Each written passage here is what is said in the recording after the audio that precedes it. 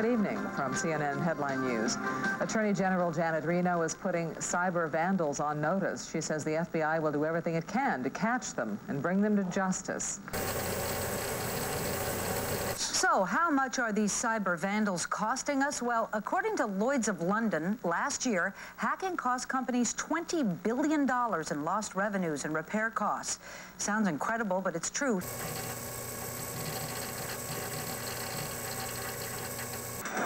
You've been hearing about whiter whites and brighter colors for years. So which detergents really deliver? Find out.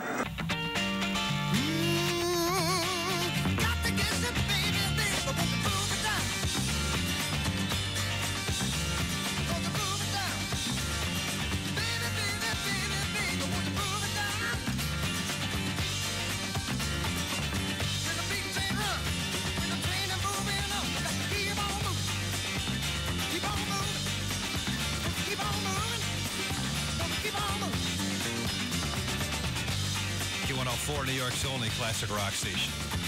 Doobie.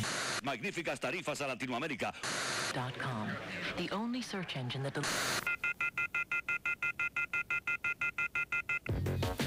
Well, somebody who certainly knows something about the difference between criminals and hackers is someone we've been talking about for many, many years here on this program.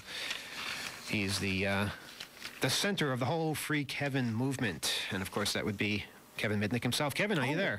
I'm here. How you doing? Doing a lot better than I was a few weeks ago.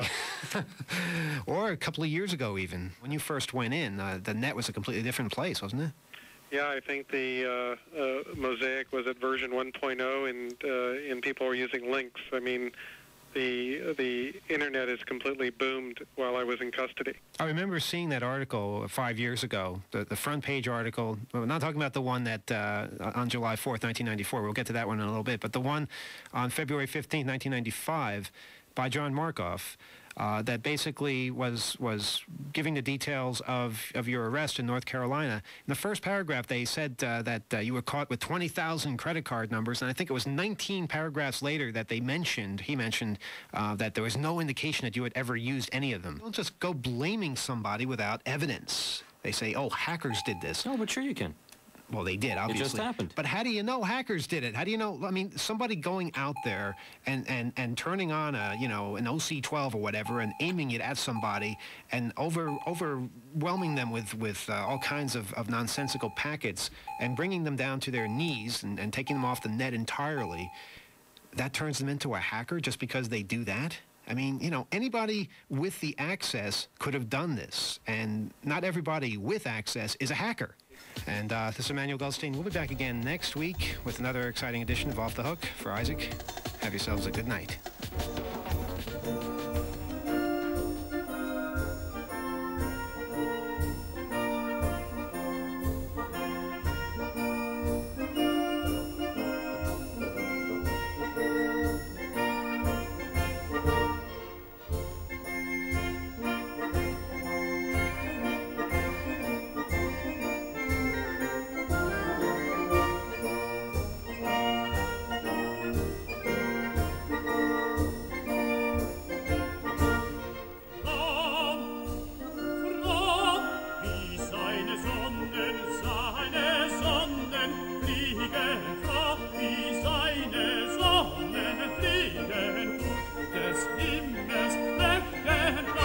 I'm Eugene E.Kashpureff. What do you do? That's really a good question. I've done a lot of things. I've driven a tow truck. Got very good at driving tow trucks at one point in my life. I'm probably better known for the work that I do with computers. I built my first computer when I was 10 years old. I played a lot with computers when I was a teenager. In my early 20s, I did some work in medical billing systems. I did some work for the United States government. Then I went back to driving tow trucks. It is widely held that mankind has got basic rights. For the most part, those basic rights that are represented in the Bill of Rights, added to the U.S. Constitution and copied by constitutions around the world. Of those rights, two of the ones that I feel are the most important are the freedom of speech and the freedom to privacy. Both of these rights are the freedoms of communication. And I believe strongly in those rights. The internet has been a societal revolution. And the reason the internet's been a societal revolution is that it has changed the way, fundamentally, that we as a worldwide society communicate. Many people feel that the internet is a free international communication medium, when in fact it's not. The internet as we know it today is controlled by the United States government.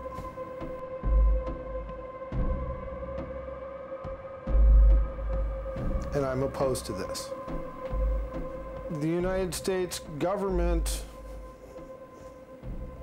through its contracts and programs, controls everything from IP address allocations to who has overriding authority over the domain name space. In addition, they govern how the Tier 1 internet providers can do business. Ultimately, this ends up translating to total control of the internet.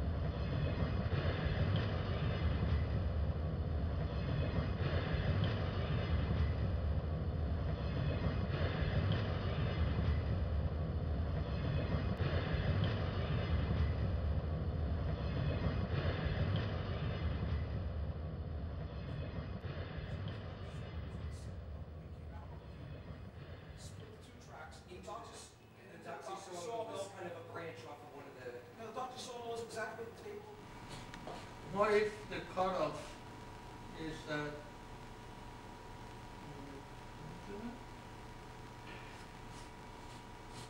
you see, if we got rid of this switch and these two tracks, 3 tracks including the pink one, rose 2.5 inches, then we could duck underneath them here, only 1/2 inch down. So the Gifford City approach rises to here and then falls again. Not to let this guy get through, but to let the Alvar cutoff get through under this edge. Right. That's correct, yeah. A lot of electrical engineering hackers joined the club to work on this, or its predecessor. This is an electromechanical system.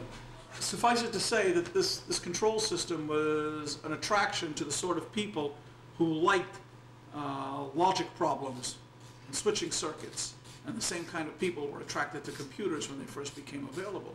So a great deal of computer hacking, that is to say independent research as it were by students, originated out of the MIT club, where the students were already here working on the system and also on our own telephone system.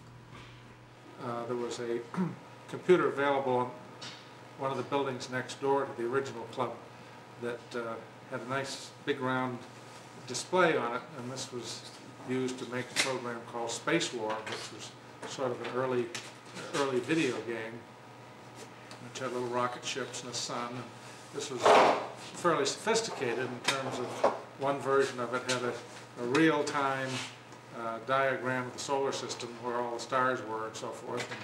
And the sun had gravity, and if you fired a projectile from your rocket, it curved inward toward the sun due to the gravity and so forth. So it had all that, these basically high-tech features, and it was considered an intellectual challenge, I think, to add these features. And other people involved would say, "Oh, that's neat. You know, could you make it do such and such?" So it was always a case of. Peter Sampson actually added the entire celestial firmament, all the stars in all the correct place, slowly precessing across the back. Right, and so this was considered a very admirable thing to do something that was intellectually challenging. I came to MIT in 1958. Actually, the first thing I did when I came to MIT after checking in was to go to the freshman activities midway and found the Tech Model Railroad Club, and sort of never left. Computer hacking at Merck started with the TX0. We just had this very capable computer of its day. The telephone system security was mostly security by obscurity. That is, the assumption that people wouldn't understand it well enough to exploit it. And so you get a bunch of MIT students for whom understanding how things work is a major goal in life. You're describing as sort of the principle of the attractive nuisance. You have some complex system out there, be it the phone system, be it in later days computer networks, and certainly there's a grand temptation to demonstrate your understanding and mastery over the system by getting to do things that it wasn't intended to do.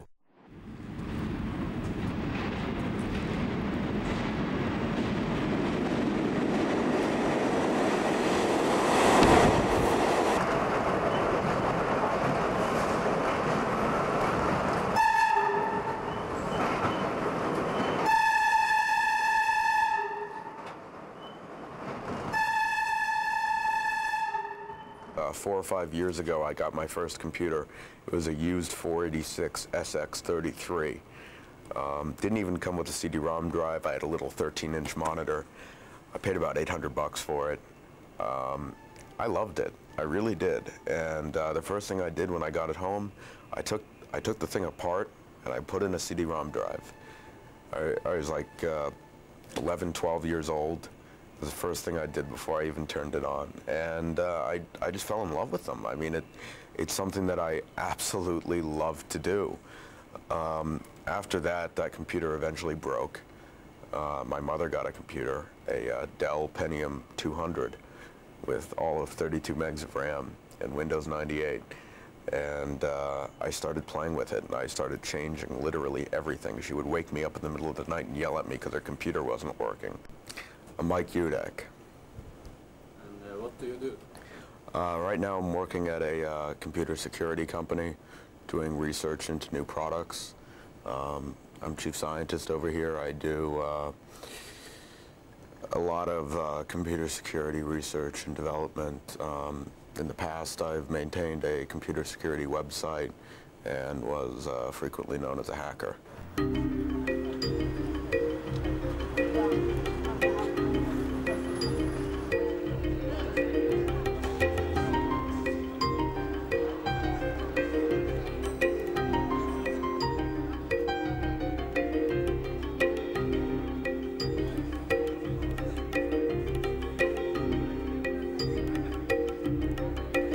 A definite community, but I think that the community is more made up of people who wish to be hackers than it is of actual hackers, the public community at least. When you see these people at 2600 meetings and the like, they tend not to have the skill that someone who would legitimately be called a hacker would have.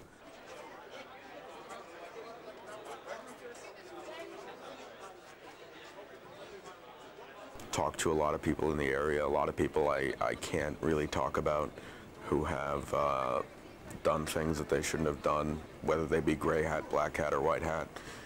Some of whom have been arrested, some of whom have not. It's a difficult area to be in, especially because more often than not, the FBI will assume you guilty before proven innocent, and therefore, a lot of these people keep very low profiles. You won't see most of the more skilled people at a 2600 meeting, for instance. And there's good reason for that. It's because they're not, there's a saying that the best hacker is the one you've never heard about, and it's very true. The hackers tend to be loners, but only in society in general, when they're with other hackers, not loners at all.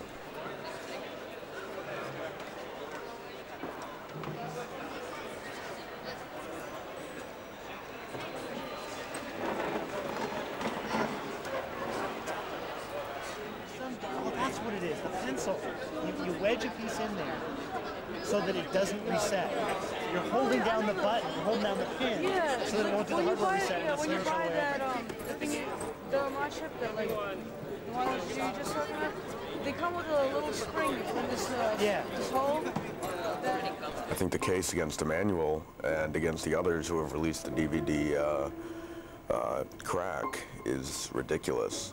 You don't sue people when they post a vulnerability to bug track. You thank them. When a vulnerability is discovered, public disclosure is the way that everyone has always traditionally gone in the computer industry. Might otherwise cause trouble off the government's back on a ridiculous intellectual trail. I don't know. Let's see what we got here.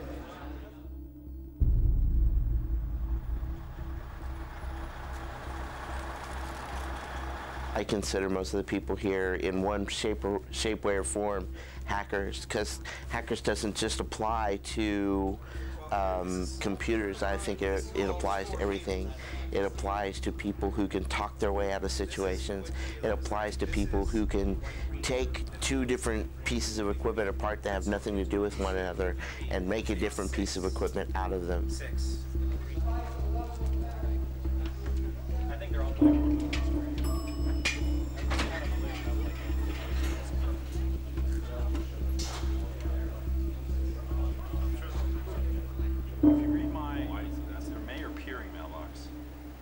I got my first computer, an IBM PC, when I was 7 years old, and the first thing I did was take it apart, and it made my grandparents' heart jump out of their rib cage because they just paid $7,500 for this thing.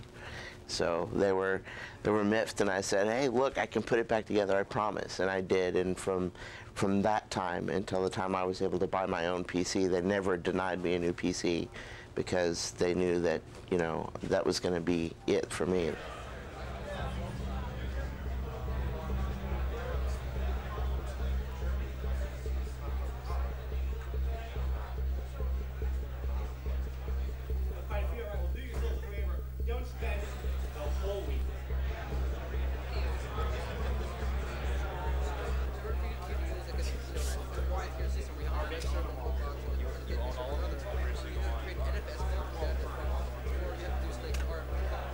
I share the knowledge has always been the watchword of TAP, the Technological American Party, which was a newsletter I published for many years.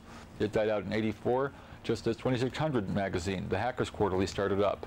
And so the torch has been handed off and carried, as it were, by 2600 magazine. You are in New York, which is an activist center, primarily because you have a large population to draw from, can get together from the various boroughs. They're just a subway ride away. But mostly because New York is the communications capital of America. All the TV networks are here, the news organizations are here, and if it's going to make noise anywhere, it's going to make noise in New York. And so because it's the communications capital, we get all these political activists, and they happen to come to the technology convention of ours. They get up and they bring their politics into our technical sessions, and so it seems like it's a more political convention. Ask the people running it. We'll go, politics? Huh? What?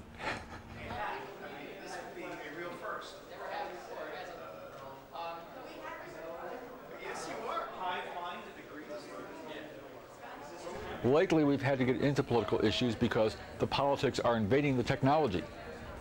Ordinarily, we don't really like to mess with politics because that kind of adversarial relationship has nothing to do with the pure technical operation and the technical sophistication of what we like to play with, the hardware.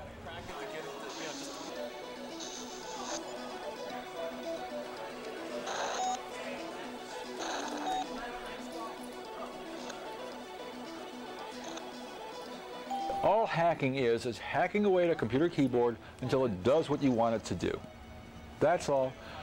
Our proper title has been usurped by the press and handed off to these 14-year-old twerps that crack into system security, and we call those people crackers because they crack system security.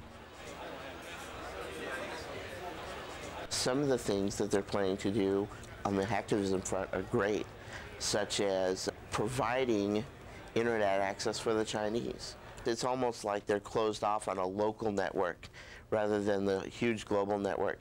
They don't know what's out there. They have no idea. They haven't seen the tip of the iceberg yet. And what the hacktivists are planning to do is punch some holes in their defense system, if you will, where they're keeping the Chinese inside and letting them out so they can see what's out there on that whole internet, the whole global internet. I think that's a good thing. I think it's time that the Chinese got their eyes open beyond what's given to them by the government so they can see what's really going on out here and let the citizens of that country decide for themselves whether or not they should be granted that access, and a revolution will occur.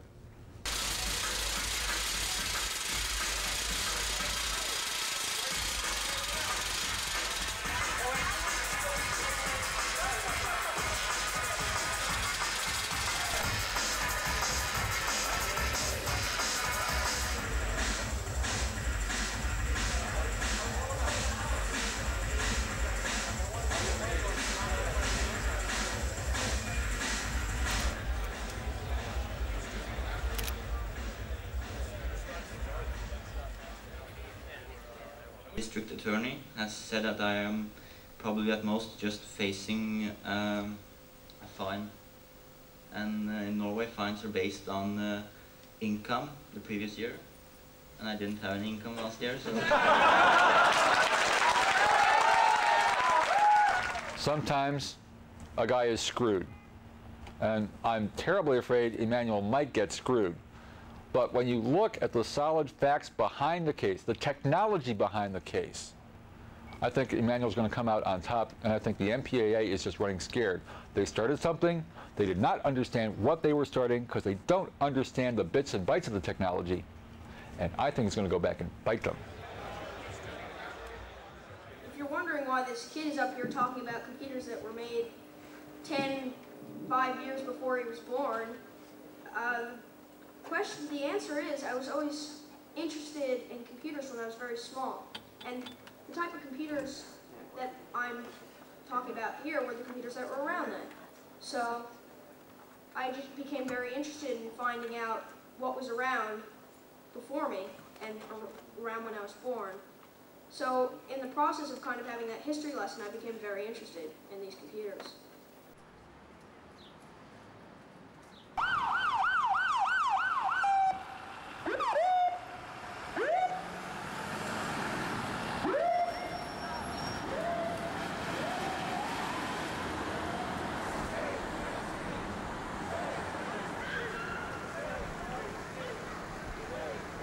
we've gotten involved in this case because we really see it as a fundamental threat to our most basic civil liberties in this country. Say free speech! Say free speech! Say free speech! Say free speech! Say free speech! Say free speech! Say free speech! Say free speech! Say free speech! It's not protected speech. It's an act in connection with a theft. And that, I don't believe, is free speech. But this is. And they're absolutely entitled to their opinions. And I wish some of them had better voices, but they're doing a good job. Hey, there's nothing right about the DMCA. It's a menace to which it's a serious breach. It denies us the right to free speech.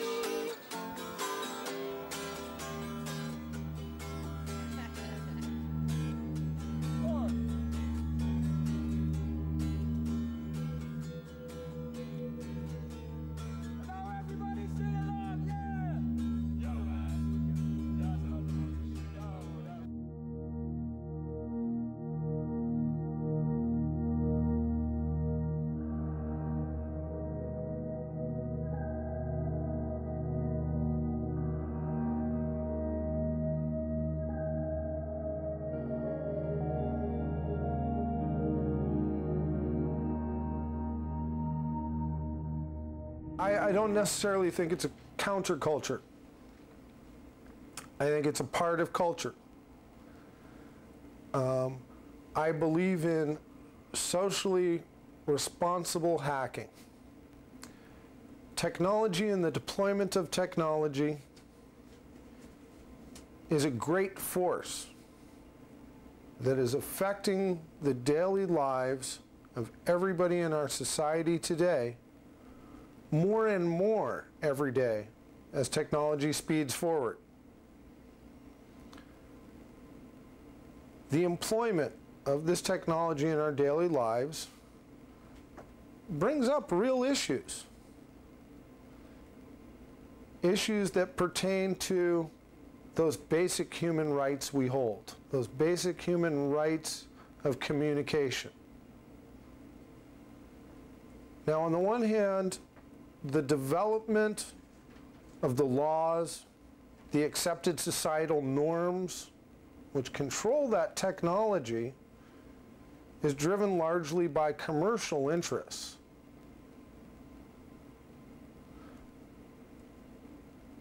The hackers largely are the people's voice that can be raised up to have an effect on the development of those rules, those laws which govern the deployment of the technology for the people, not for the commercial interests.